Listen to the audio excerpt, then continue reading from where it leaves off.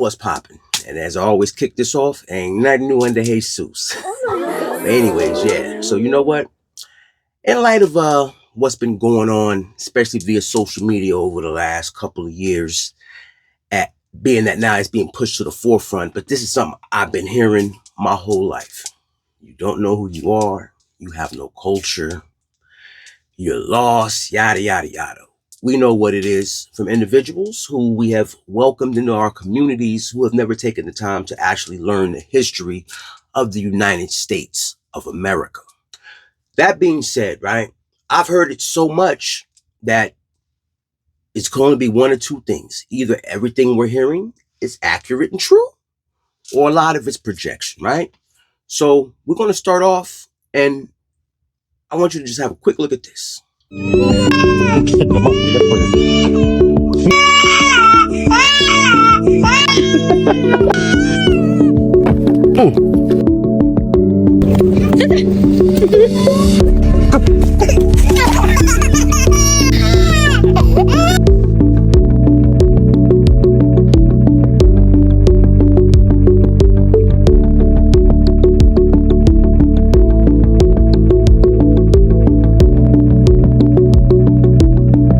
我啥也不是，我啥也不是，我就是大笨蛋，我是大笨蛋，我是大笨蛋。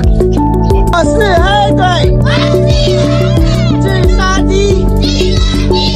So in recent years, there has been a disturbing trend that has emerged on Chinese social media platforms. So for those of you who don't know, China's internet is totally separated from the rest of the world. In China, all foreign apps, all international apps that basically everyone else uses, apps like WhatsApp, YouTube, Google, any app that you can think of is completely blocked in China. They use their own versions of everything basically. So it goes without saying that these Chinese alternatives are extremely localized. They are mostly in Chinese and they cater exclusively to Chinese audiences. Now, the type of content I'll be dissecting today is a trend where Chinese content creators deliberately seek out the poorest communities in Africa, and once they are in these villages, they get the villagers to make all manner of content. So today I'm going to talk about a subgenre of this type of content that I find especially disturbing, something that I've been seeing for years now. These are videos that feature children, African children. So if you go on my YouTube channel, you are going to see that this topic is something that is very far from my niche, and it is something that I really don't want to talk about, but nobody has really been drawing attention to this problem. I know that the BBC has made a documentary about this before, but I don't. All right. So there you have it. Now, the reason I'm actually doing this is because, we've all heard the things, we've all seen the things that we've seen over the last few years, that everything has started to rise to the top, because what's going on is that, as we all know, we've entered the age of Aquarius. And all the age of Aquarius actually is it's a new age. And this is the age that we're in. And that age is the part of the book that they call Revelations. Now, a lot of people think it means the world's going to end. From my understanding is that we're going from one age to another. So an age is coming to an end, or in certain belief systems, they would call it a Kali Yuga. You see what I'm saying? So the system is being destroyed and a new one is being rebuilt. This is what's happening. But in that process, everything is being revealed to humanity. All the lies, all the deception, everything's being put on the forefront. So my thinking and my logic and the way I was taught was that great cultures build great civilizations. So I'm going to link the original content creators in the description so that you can go back and actually watch the complete thing to get an actual understanding of what's happening in these countries. And then you can understand why people who live within our communities and tell us that we have no cultures and they don't know who their fathers are, and they are katas and jarirs while they're running here away from home. And I find it wildly ironic that a group of people who are running away from this, a bunch of men who, again, great cultures build great civilizations, are running from their civilizations, letting outside foreign nationals come in and build entities to siphon the resources out And instead of staying and fighting and standing on business, they run here and come pop shit at us. And remember, the 54 nations of the continent of Africa, and every nation, they are the majority of the population. It's not like here where, you know, the 13%, the 13%, the 13%. We were able to build all of this here in America for them to come and join and enjoy being 13% of the population. Because when we were going through these type of things in the colonial era, right? Red lines, Jim Crow, chattel slavery. When we was going through this, it was way worse and way more vicious. We had nowhere to run. There was no other black Mecca in a first world nation for us to run to and get free handouts and then talk shit about the indigenous locals as we did it. Now I want you to keep in mind, right? Again, great cultures build great civilizations. But this is what's happening in these cultures that come from these great civilizations. And ain't nobody actually standing on business to protect the women and the children that come from these great civilizations and great cultures. Why is that? But they have time to come here to the US of A and talk shit about Black Americans when we've given them the blueprint on how to do this, because we've done it here. I mean, let's keep it a buck, right? Let's look at GDPs right now.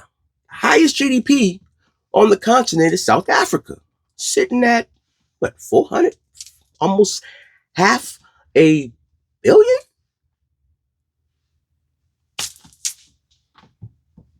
So look up what the estimated GDP of foundational Black Americans actually is.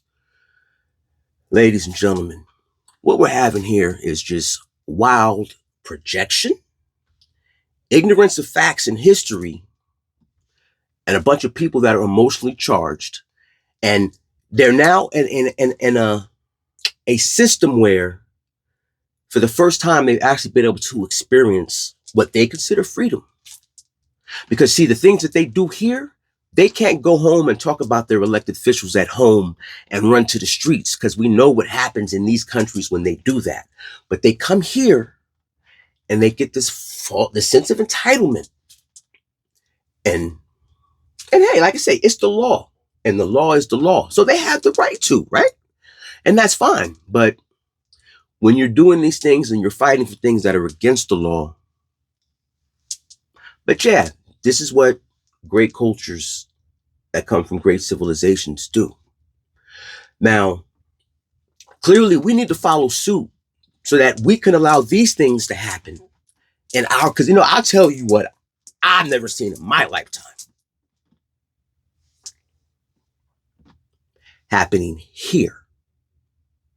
Now, don't get me wrong. Of course, we have our shit, and every culture and every civilization does. But we now literally selling our women and children for the whole world to see them get violated and disrespected. I'm an animal. I'm retarded. This is how they're allowing their children to be treated by invading foreign nationals now, right? And they're trying to do the same shit right here. But then when you speak on it or say, hold on, hold the line, chill out, pardon me. When you tell them you see what's going on, what do they say? I don't give a fuck. They do not give a fuck. Sorry about that, pardon me. But yeah, my point is this, right? We see what it is and we know what it is. And people can use their emotions and their opinions and throw them in your face and push them off as facts. But at the end of the day, they're not facts. And that's why it's hard to have this conversation, because people are having these conversations from an emotional place and space instead of speaking logically and dealing with what the actual facts are. These are the facts. You show me in what foundational Black American neighborhood where this type of shit is allowed to happen. Show me one. Now, I'm going to actually play. In fact, you know what? Here. The toll road controversy. After 3 years of construction, a Chinese-built toll road has opened on the island country of Jamaica. The project marks the largest Chinese investment to date in the Caribbean. Another controversial Chinese investment in Jamaica is the North-South Highway, a toll road that runs from Kingston to Ocho Rios. The highway was built by Czech, so the Chinese companies own a majority, if not majority stake, in this project. Critics have raised the concerns about the terms of agreement between the Jamaican government and the Czech, arguing that the deal is not in the best interest of Jamaica. The Jamaican government has granted Czech a 50-year concession to operate the toll road with the option to extend the concession for an additional 25 years. Critics argue that this gives China too much power and control over a critical conditions of the agreement. This has been criticized for its blatant lack of transparency. Hence, the Jamaican government has been accused of failing to provide sufficient information regarding this deal.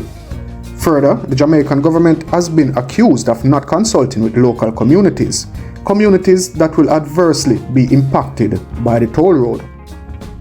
It's a very dusty situation for residents in Portland due to construction work on the Southern Coastal Highway improvement. Residents of License St. Thomas have been brought to battle daily with the dust since construction began to create an improved road network in the area. The tolls charged on the North-South Highway have also been a source of debate. The tolls for the North-South Highway are comparatively higher when compared to the average income in Jamaica, making it difficult for the average Jamaican to afford using this road. Accordingly, this has led to accusations that the toll road largely only benefits foreign investors rather than the Jamaican people. China owns Jamaica. Jamaica, a small island nation in the Caribbean, has been the subject of much attention and speculation in recent years. This is due to Jamaica's relationship with China. Yeah. Again, I'm going to leave the link in the description so you can actually go back and watch that expose piece that was put together by the original content creator.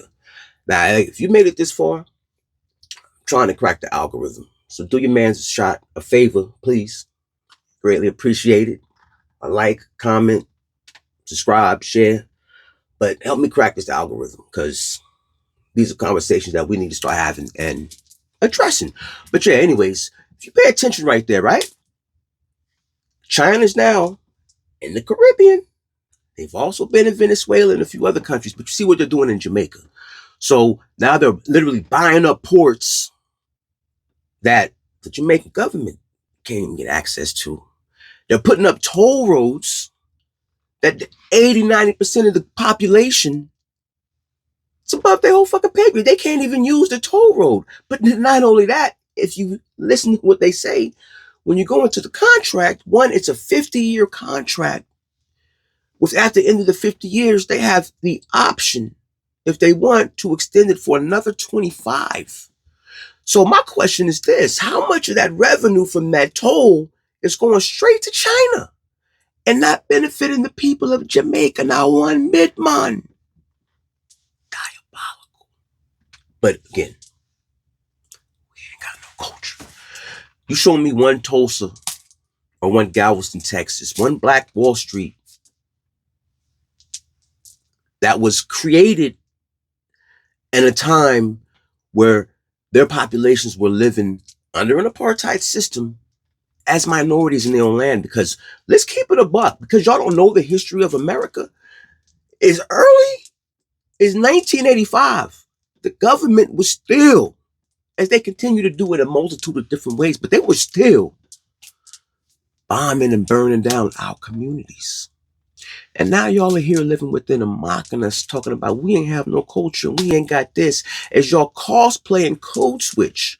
Because it's funny, when y'all come here, y'all don't wear the shit y'all wear back in the bush. Y'all dress just like us, you speak like us, and use our vernacular, mannerisms, and everything else until you're in the house amongst your own, and then you expose the true self. Why not just be who and what you are at all times?